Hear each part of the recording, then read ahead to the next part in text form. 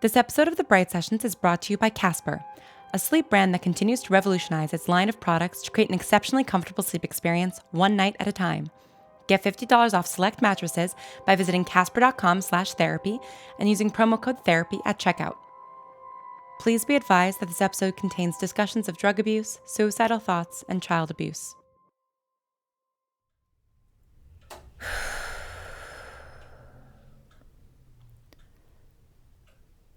What do you see? Matilda. Who is Matilda? A brilliant little girl who loves to read books and can move things with her mind. Is this girl someone you know? No. She's a character in a book. Ah, yes. I remember her quite well myself. In what way are you seeing her right now? There's a girl, maybe 10 years old, looking through a copy of the book. It looks beat up. Oh, and there's a card with a bunch of dates stamped in the back. But they end in 1997. I must be in the library. What else do you see? Wow, this must be an old copy of the book. If the checkout card is still in it, that seems odd. Well, it is a hardback, so I suppose if you take good care of a book, it could last a long time. But I wonder why they left the card in. I'm glad they did. It's like a little time capsule. Myra? What else do you see? It looks like just about every other Roald Dahl book. Oh, Ramona Quimby and the Boxcar Children. Oh, that's not in the right spot. It should be under W, not C. Can you expand your point of view? Can you move into another aisle? I can turn my head, but I can't move my feet. I'm not really standing. I'm sort of floating. I can see a window to one side and a couple of kids sitting at a table to the other side. Oh, there's someone coming. Who is it? I don't know. A woman? Maybe early 30s. Oh, she's coming fast. She's grabbing the little girl. She's grabbing her real hard and shaking her. Hey, let her go. Stop. It's all right, Myra. You're not really there right now. The little girl isn't really there right now. She's yelling at her. She's saying she's a bad girl for disappearing like that. She was worried. The little girl's crying. The kids at the table are looking over. Stop it! Hey, leave her alone! Myra, I think that's enough for now. Let's come back to this room, and when you're ready, open your eyes. She's pulling away. Myra, I can't your meditation is coming to a close. Change your focus from inward to outward. Feel your body in the chair, your feet on the floor, and on the count of 3, open your eyes. 1, 2, 3.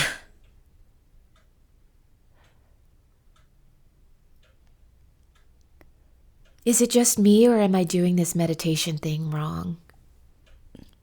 There is no one right way to meditate. Isn't there, though? I mean, that wasn't very relaxing. That isn't always the purpose.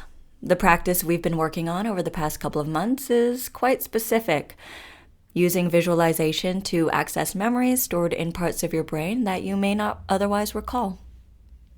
Is this something normal people can do? What do you mean by normal? Non-atypicals? There are people who have eidetic or photographic memories who are not considered members of the atypical community. But being able to access deeper compartments of the brain is generally an atypical characteristic, especially amongst Class A's and some Class D's. Your newspaper ad? Do you get a lot of patients who come in for the first time who think they're strange and unusual in the atypical sense, but they're really just strange and unusual in the, general human sense? Do you have to turn people away who are really just looking for normal therapy? That was mostly rhetorical. I know you're not going to answer that question. Well then, shall we get back to it? Good idea. Tell me what you remember. The library. I was in the library. Children's books. Matilda. My favorite book as a child. I used to read it over and over. As soon as I finished, I'd flip back to page 1 and start again. Do you remember seeing any people? No. No, I don't. Oh, wait, there were a couple of kids sitting at a table. I could see them past the far end of the row of books. Wonderful. Anyone else? No. No one else. Okay. Did I say there were others? There were 2 other people that you saw during your visualization that, in my point of view, were very central to your experience.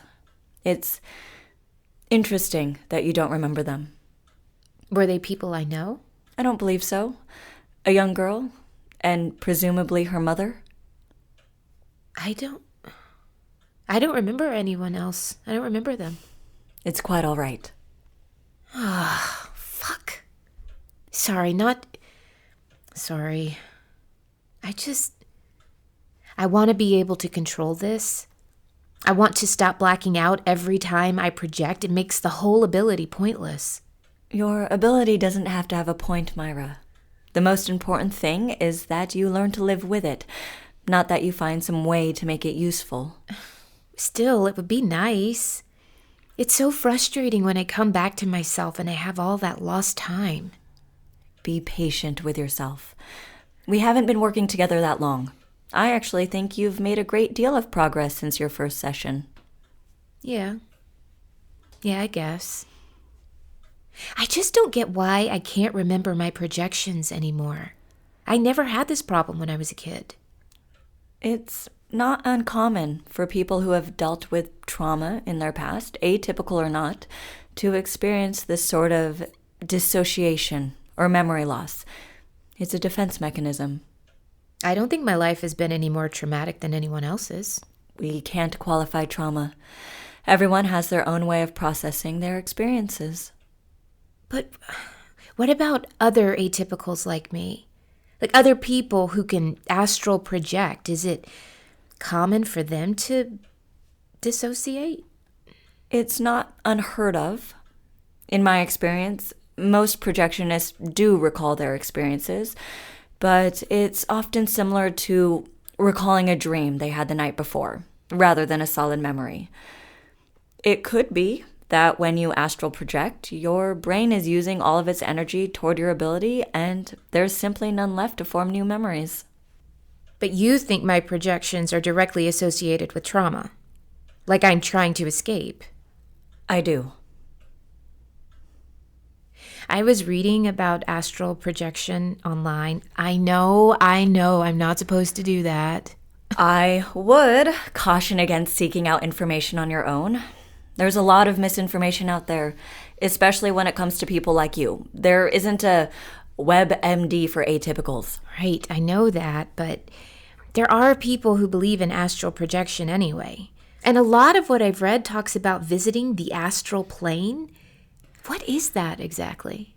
Well, as someone who has never visited it myself, my understanding is that it's a sort of other dimension that lies somewhere between the conscious and the subconscious. Some atypicals with your type of ability are able to move their subconscious into this dimension in order to communicate with people they wouldn't normally be able to communicate with, or recall information and memories stored deep within there or others' subconscious. Is that what mediums are?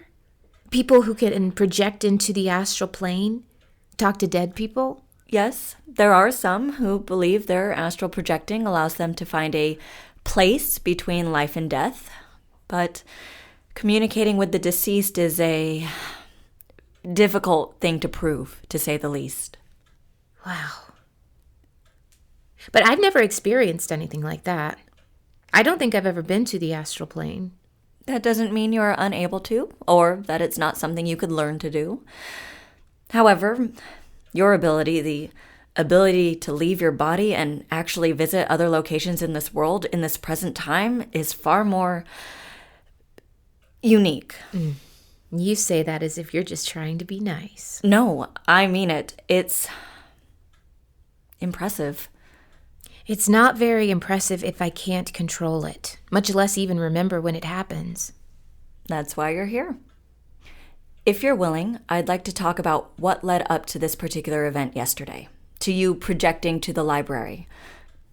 Where was your body? What were you doing? I had gotten in a car accident. Really? Not too serious, I hope. Everyone was fine? Yeah, everyone was fine. It was a fender bender, if you can even call it that. I was at an intersection, waiting to make a right on red, but there was a pedestrian crossing the street, so even though there weren't any cars coming, I couldn't go. Well, this asshole behind me starts blaring on his horn, but obviously I'm not going to go because I'm not going to hit somebody just because this guy is too entitled to wait 2 seconds anyway. So when I don't go, he pulls into the gas station right there next to us on the corner.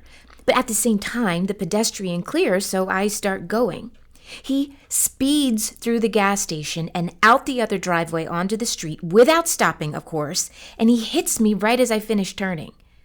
And neither of us are going very fast, so there wasn't much damage. But he flips his shit. He gets out of the car. He doesn't even move to let me pull over and get out of traffic. I was about to get out of my car too, to do the right thing and exchange information. But when I saw him coming at me, screaming, I sat back down and locked the doors. And he comes to the driver's side and starts yanking on the door, and then he starts banging on the window, and he's yelling, and that's when I blacked out. Next thing I remember, I wake up, still in my car, and there's a police officer knocking on my window.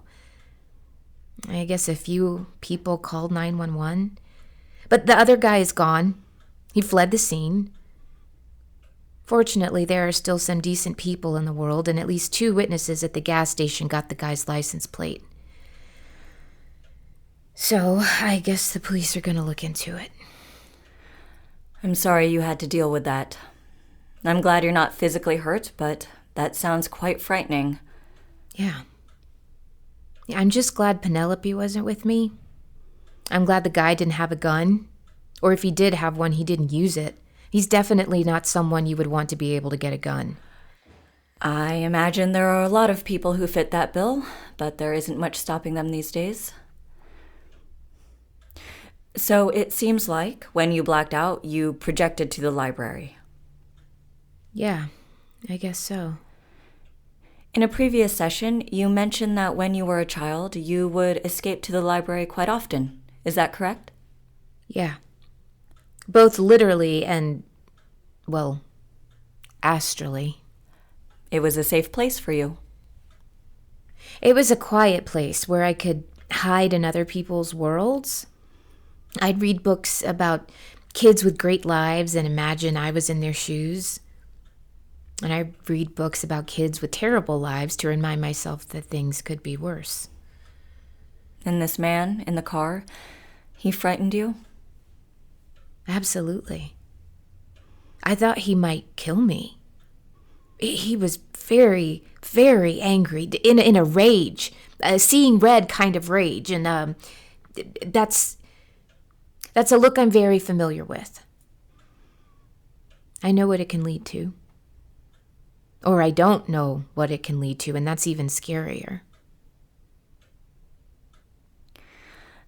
Myra, I know you haven't been ready to talk about your childhood, and it's not always necessary to open old wounds. In some cases, it can be detrimental. Do you think exploring those memories would be helpful or harmful in your case? I don't know. You said this man had a look that you're very familiar with. What did you mean by that? What kind of look was it exactly? It was like that look that someone has when he just hates himself so much. And everything that happens in his life throughout the day is just more evidence of how unworthy of happiness he is. But he's incapable of feeling sadness because that would be considered a weakness, so instead he feels anger. And he lashes out at other people. And it's really a misplaced attack on himself. Like every time he hurts someone else, he's really just trying to hurt himself. And this is a look you've seen often? Not here. Back home. My father had that same look. Till the day he died. Penelope's father had that same look. Till the day he died. Generally, your blackouts occur during negative interactions with people. Is that correct? Definitely. I mean, when I was a kid, it wasn't always like that. But this past year or so, since it started happening again, it's definitely a response to people. Would you say that the majority of your projections this past year have been a result of negative interactions with men? I hadn't really thought of that. But yeah, I would say so. But not just negative interactions. They're scary, afraid for my life interactions.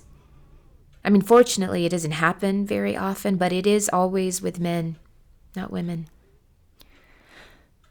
Sometimes we have unconscious biases toward people with certain traits, so we might interpret their actions harsher than we do with others of similar behavior. So you're saying maybe I just judge men harsher than women?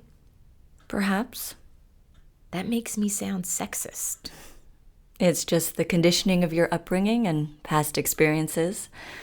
If you've experienced traumatic encounters with men in the past, it makes sense that that would be a trigger for your ability now. Can we really even call it that? Does it count as an ability if I can't control it? Many atypicals have little to no control over their power when it first surfaces. Yeah, but most of your patients are probably teenagers. Not necessarily. Last week you said most atypicals discover their powers in their teens or 20s.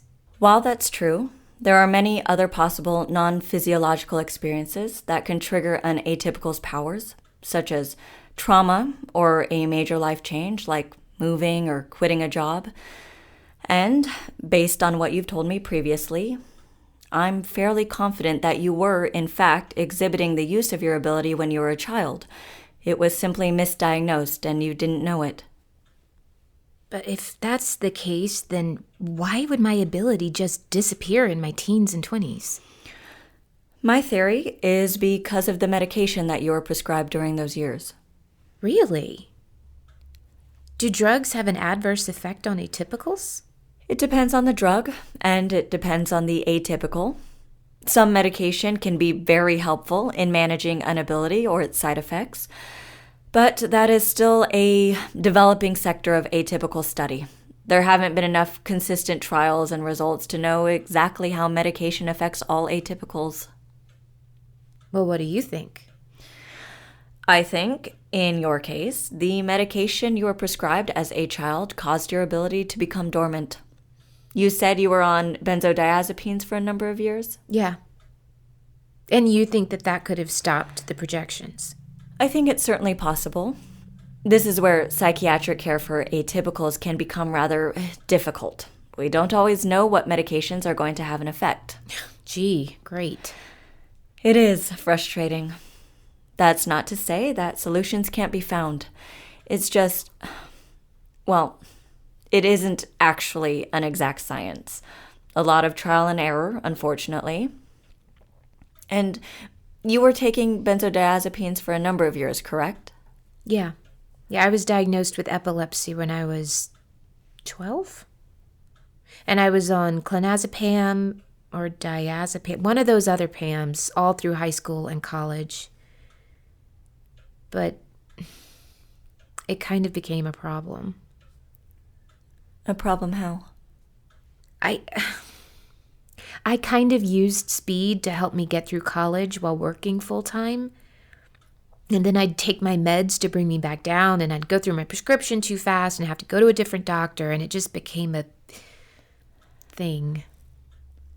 While it can be very helpful, prescription medication is also unfortunately very easy to abuse, especially when it's highly addictive. You're not alone. Yeah, I know. And I knew that's what I was doing, that I wasn't using it the way I was supposed to. But once Penelope was born, I cleaned up my act. I was back to only taking meds as prescribed, and I quit drinking and everything else. And then, when were you diagnosed with borderline personality disorder? Oh, I think I was 22, 23. Do you know what the primary factors were that led up to that diagnosis? Mainly mood swings and depression and anxiety and the drug abuse and relationship stuff. I was in and out of an abusive relationship. Well, mostly in. Much to the disapproval of most everyone I knew, and I guess I was impulsive. I may or may not have driven his car into a lake. On purpose? Kind of. I definitely stole the car on purpose and drove it out of town on purpose. And I was going back and forth between crashing into a tree and pulling over to collect myself. And then, next thing I know, I'm in the lake, in the car, sinking. For a moment, I considered just sitting there, staying in the car, drowning. But then survival instinct kicked in. I couldn't breathe, and my body just took over. I unbuckled my seatbelt, rolled down the window, and swam to the surface. Thank God for manual windows, I guess. I crawled up to the bank and laid in the mud, and I don't know how much time passed. Maybe a minute, maybe an hour, but the police showed up, and an ambulance, and a fire truck. Ugh. I spent the night in the hospital with a broken rib and a couple of bruises, and then I spent 14 days in a psych ward. How did you end up there? I think the ER doctor asked me if I had any intention of harming myself or another, and I said yes. So they 5150'd me. Were you prescribed any other additional medication at that time? Yeah. Just an SSRI and some other pill that I had to cut in half.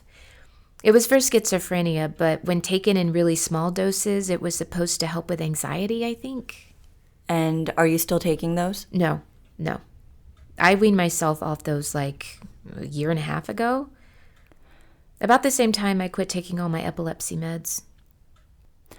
Myra, I think it's important to point out how dangerous it can be to stop taking your meds without a doctor's supervision. Even if you don't think they're being effective anymore, it's inadvisable to go off of them on your own. Yeah, tell that to the American healthcare system. I'm sorry? I lost my health insurance. I know it's not smart to go cold turkey, so I didn't, but I couldn't afford to buy my prescriptions anymore. So I stretched them out as much as I could. I'm very sorry to hear that. It's all right. Once I got sober and I got out of that quote-unquote relationship with Penelope's dad, I wasn't acting out as much. I was less impulsive. My depression went from being suicidal to just being sad. I guess what I'm trying to say is, yeah, the meds helped a lot. But since I've been off them, I've actually been okay. Well, aside from my ability resurfacing after almost 20 years, that has been kind of inconvenient. Would you prefer to go back to keeping your ability dormant, whether that be through medication or other means? What? No way. I mean, is that a possibility? Do some atypicals just choose to get rid of their ability? It isn't an option for everyone, but given your history with medication, we might be able to find something that would work for you. When given the option, some atypicals decide that they would prefer to just live, for lack of a better term, normal lives. I think I gave up living a normal life years ago. But look at me now. I got my ass up, left my old life behind, moved to this beautiful new city, and met a weird therapist who told me I basically have a superpower. No, I'm not running away from this. Not this time. Besides, I thought you couldn't prescribe me medication. That's what you told me in our first visit. That's correct. I'd have to refer you elsewhere. Where? To another doctor that specializes in atypicals? Yes. At the very least, you could get more information, understand all your options. I'll think about it.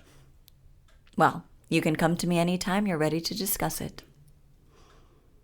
It used to be great. I remember when I was in middle school, maybe like 6th or 7th grade, I projected, I guess, from the classroom out to this little park that was across the street. It had a playground made of wood and a rusty set of swings. And this was the first time I had ever projected to another location. So that's why I remember it so clearly. And I think I was just bored. I made a conscious decision to leave my body and walk out of that building and across the street. And I remember I could see things and hear things, but it was a bit blurry and disorienting, like I was in a giant watercolor painting and I couldn't touch anything. I tried to sit in the swings, but I couldn't even move my arms to grab them. It's like I could move from point A to point B, but I didn't actually have a body with limbs. I was just there.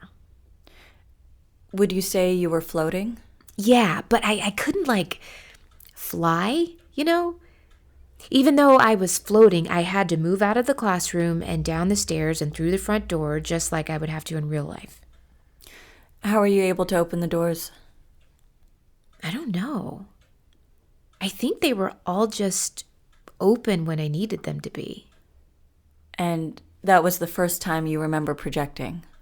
Well, the first time I remember leaving my body and moving to a different location. And I guess my real body sort of slipped into this catatonic state, but I didn't realize it at the time. I snapped out of it when the teacher dropped a textbook really loudly on my desk. And I guess the teacher had been saying my name for a while, but I wasn't responding. All the other kids were giggling when I came to and I was sent to see the nurse. At first, they thought I was just daydreaming or being rebellious by purposefully not responding. But once it happened a few times, they made my parents send me to a real doctor. That's when I was diagnosed with epilepsy. But when you were a child, you weren't blacking out, correct? You could remember your projections? Right. As far as I know.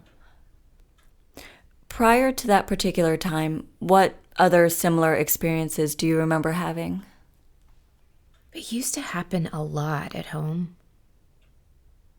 I'd be in a situation I didn't like and I could close my eyes and just sort of leave my body. I'd basically concentrate really hard on wanting to disappear, and my body would start tingling. First my fingers and my toes, and then my arms and legs, until my whole body was vibrating. And then all of a sudden, I'd be outside of myself, watching myself, experiencing whatever it was I was going through as if I were watching myself in a movie. Looking back, I guess I was doing this astral projection stuff a lot, but I didn't realize that it was weird. I think I thought that maybe everyone could do it.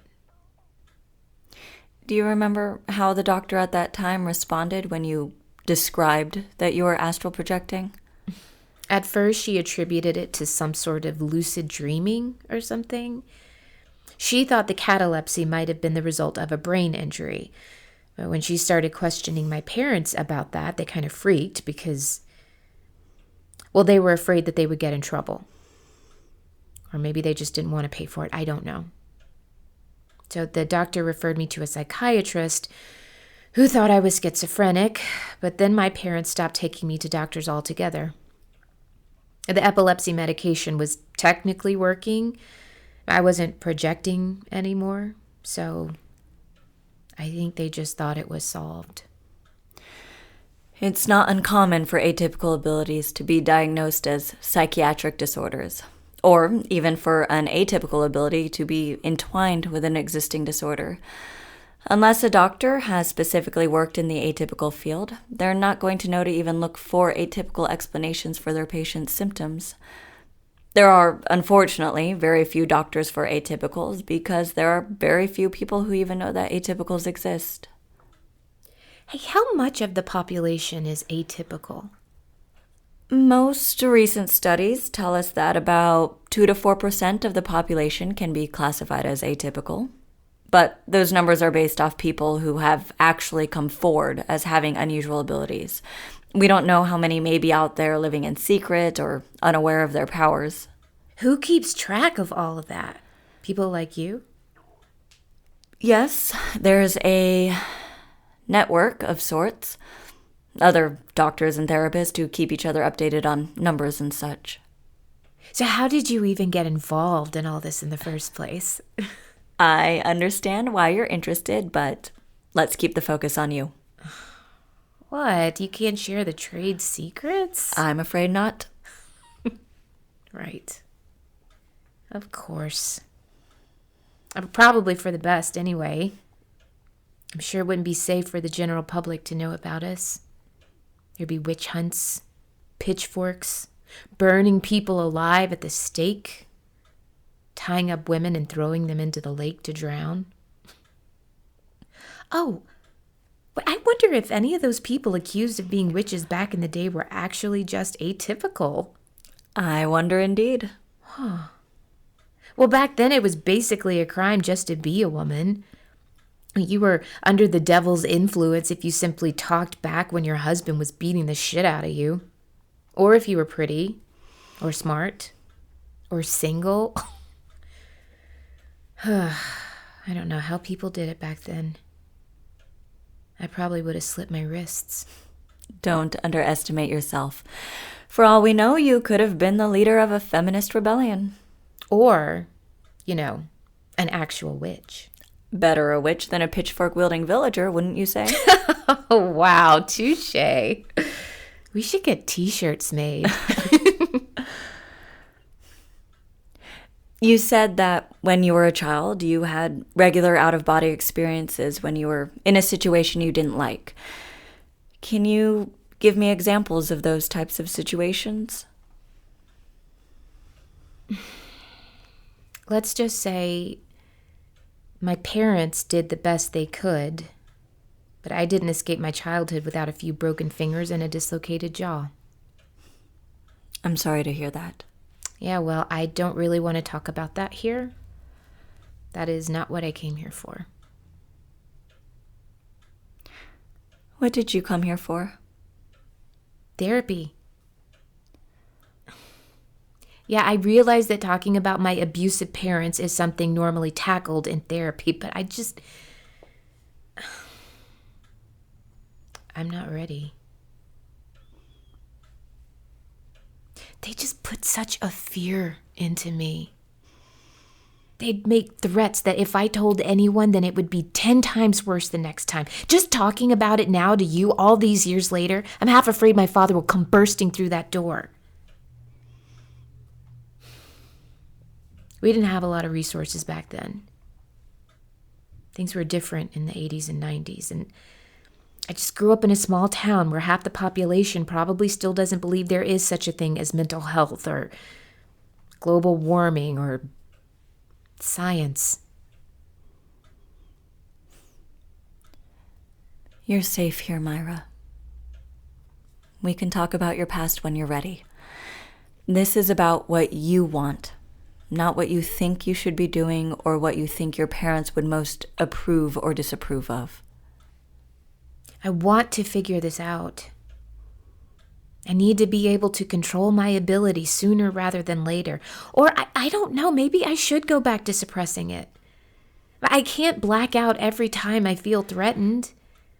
What if something happens with Penelope and I need to protect her and I literally can't because my body is catatonic and my brain's trying to find the nearest library?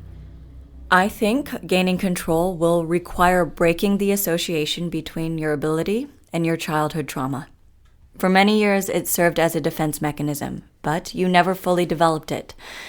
Now that it's back, your power is at the developmental stage that it was at when you last used it. In other words, the atypical side of you is still a 12-year-old girl. Awesome. But that doesn't mean you can't grow. You can teach an old dog new tricks. I hate that saying. My apologies. It didn't sound right after it came out, but it was too late. You're not like the average therapist, are you? Why do you say that? I mean, it's just not what I imagined. What did you imagine? An old man. I'm not sure how I feel about that. Oh, just societal sexism and ageism from my upbringing rearing its ugly head. Yes, well, while there are plenty of old men in this field, in my experience, therapists come in all shapes and sizes and colors and ages and genders. But I will concede that my speciality being what it is, I might not fit into any kind of average therapist box. I'm suddenly feeling kind of bummed that you're my therapist. Oh, why's that?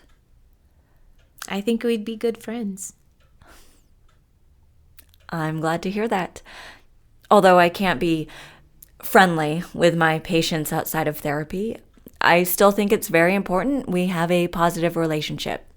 At the very least, you should trust your therapist, feel safe with them. Feeling safe. What a novel idea. You will get there, Myra.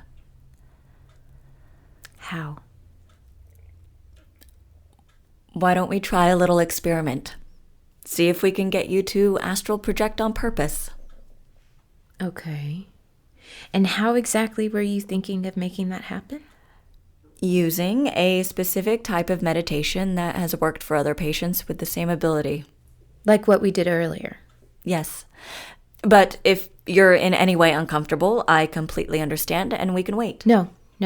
I guess I'm mostly worried that it won't work and I'll be disappointed. It's very likely that it won't work the first time we try. I'm actually not expecting it to. And that's okay. We can always try again. The most important thing is to take that first step. Okay. Sure. Tell me what to do. First of all, get comfortable, just like before, whatever feels right to you. And give me one moment. Sarah, do you have a minute? Sure. Perfect. We're going to start now. I'm going to pull the blinds and turn off the lights. And I'm going to turn on some white noise. Close your eyes and focus on your breath. With each inhale, count to 3. With each exhale, count to 3. Feel the warm air flowing in and out of your nose. Feel your diaphragm expand with each inhale and collapse with each exhale. Inhale, 2, 3. Exhale, 2, 3. Inhale, 2, 3. Exhale, 2, 3. Now, I want you to close your hands into tight fists. Squeeze and relax. Squeeze and relax. Squeeze and relax. Now visualize squeezing your fists without actually moving. Squeeze and relax. Squeeze and relax. Continue focusing on your breath. Inhale, squeeze. Exhale, release. As your body becomes warm, you feel a slight vibration pulsing through your veins. Increase the pumping of your fists until the vibrations travel from your hands, up your arms, down your torso, and into your legs and feet. And when you're ready, leave your body. Let yourself go.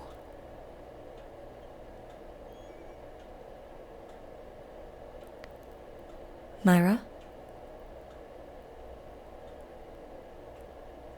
Myra? If you can hear me, when you're ready, turn, walk to the door, and open it. Now walk through the door and into the lobby.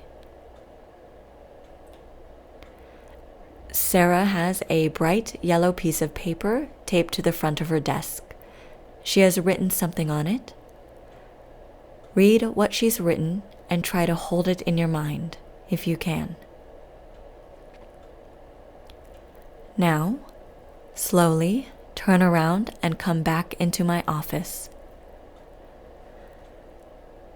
At your own pace, approach yourself and re-enter your body.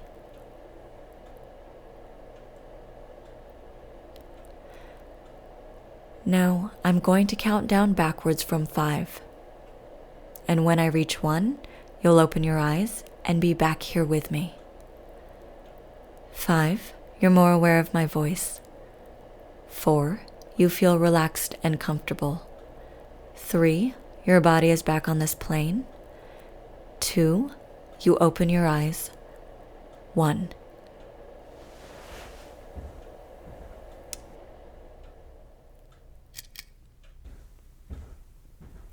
How do you feel? Fine. Relaxed. What do you remember? I remember getting comfortable. And you were talking to Sarah. And then you turned off the lights and turned on that noise. And I was focusing on my breathing. And you told me to squeeze my fists. And then you told me to visualize squeezing my fists without actually moving. Then you told me to step out of my body. And then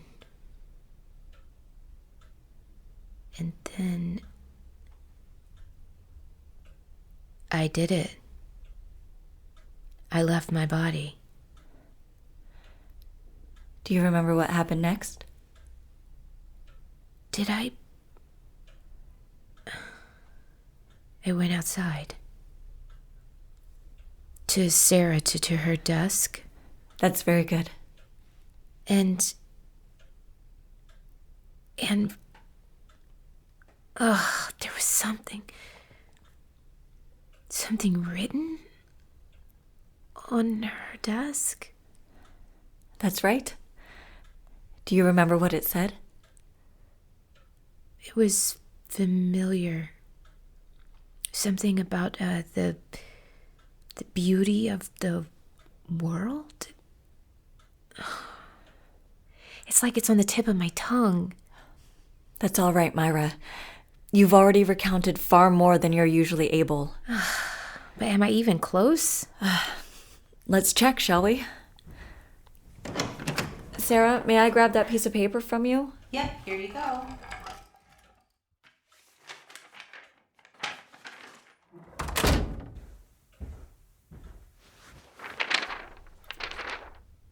Our aim is to make the world more beautiful than it was when we came into it. It can be done. You can do it. That's Vonnegut. Welcome to the monkey house. It worked.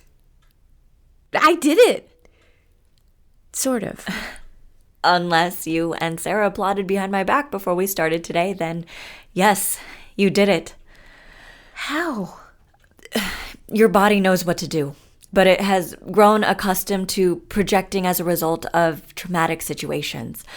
Perhaps being in a safe environment and my voice guiding you allowed you to access your ability without the usual fear and anxiety. Also, it's my understanding that as an adult, you've never really tried to project on purpose. Is that correct? No. I mean, no, I haven't. You're right. It never really crossed my mind to try because it's generally a bad thing when it happens and, because the whole blacking out thing. I don't get it. How come I was kind of able to remember it this time?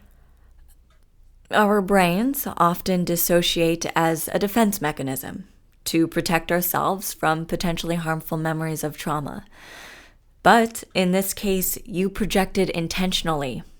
You felt safe, so dissociating served no purpose. I can't believe that it worked. It's a first step, and a very big one. If we keep practicing, you'll hopefully be able to accomplish the same thing without a guide and remember your projections more clearly. How are you feeling? I feel really relaxed. Like really, really relaxed. I mean, I've gotten so used to this only happening when I'm stressed, but I feel good. Really good.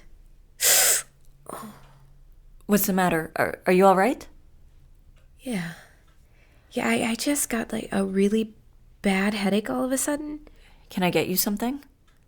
No, I'm fine. It's gone. It was really bad, but really brief. I feel exhausted. I'm really tired. Are we pretty much done? What time is it? Yes, we are more or less out of time. Are you sure I can't get you anything? Yeah. No, I'm just so sleepy all of a sudden. I think I better get going. Why don't you sit in the lobby for a bit? There's a love seat out there. You're welcome to take a little nap on it if you'd like. Oh, yeah, maybe. I guess I shouldn't drive right now. Thanks, Dr. Bright. My pleasure.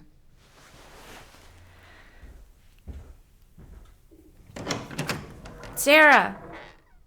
Hey, you have great taste in books. I'm glad you like that one. Myra is going to rest out here for a while before she drives home.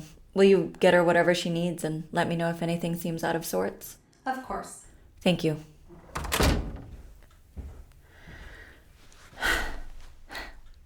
Patient has shown exceptional skill with her ability. She was able to project into the next room through a closed door and read a piece of paper planted for her to find. And she recalled the experience, albeit vaguely. But to intentionally project on her first attempt is quite impressive. She did experience what appeared to be a brief but painful headache afterwards, and she expressed being very exhausted. I do recall that many astral projectionists experience physical symptoms as a result of projecting, but I'll need to review past case studies to determine the long-term effects of this ability and whether or not it would be safe to continue practicing during sessions. I will also need to consider how much of this I want to share at my next quarterly review.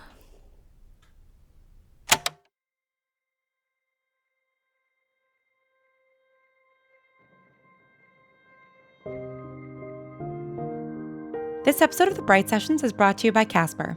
Casper is a sleep brand that continues to revolutionize its line of products to create an exceptionally comfortable sleep experience one night at a time. Casper's breathable design helps you sleep cool and regulate your body temperature through the night. Considering we spend 1/3 of our lives on a mattress, it's so important to truly sleep on a mattress before committing. That's why Casper gives you 100 nights to try it out. Now that I've been sleeping on a Casper mattress for hundreds and hundreds of nights, I can confidently say that I've been sleeping better and deeper, even when Los Angeles is having a heat wave. Get $50 towards select mattresses by visiting casper.com/therapy and using promo code therapy at checkout. Terms and conditions apply. That's $50 towards select mattresses by visiting casper.com/therapy and using promo code therapy at checkout. The Bright Sessions was created by me, Lauren Shippen. This episode was written by Julia Morizawa and directed and edited by myself. It was sound designed by Misha Stanton and engineered by Evan Cunningham, who also composes all our music. Julia Morizawa is the voice of Dr. Bright, and Jasika Nicole was the voice of Myra. You also heard Elizabeth Laird, our resident psychologist, as Sarah. You can hear Jasika's other incredible work on Alice Isn't Dead and Welcome to Night Vale. Julia is currently working on an upcoming sci-fi digital series along with Brigham Snow, who you know as Caleb. The series is called Pure, and it's an ambitious, independently produced visual story set in the distant future where genetic modification has divided society.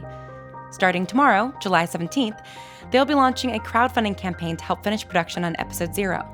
Check it out at journeytotheannex.com. Just following and sharing will get you behind-the-scenes access, and it's the best way you can help Julia and Brigham make this project a reality. If you'd like to support The Bright Sessions and help us make more podcasts, you can become a patron at patreon.com/thebrightsessions. And make sure to follow us on Twitter at Bright Podcast for updates. The next bonus episode will be coming out on August 20th. Until then, thanks for listening and stay strange.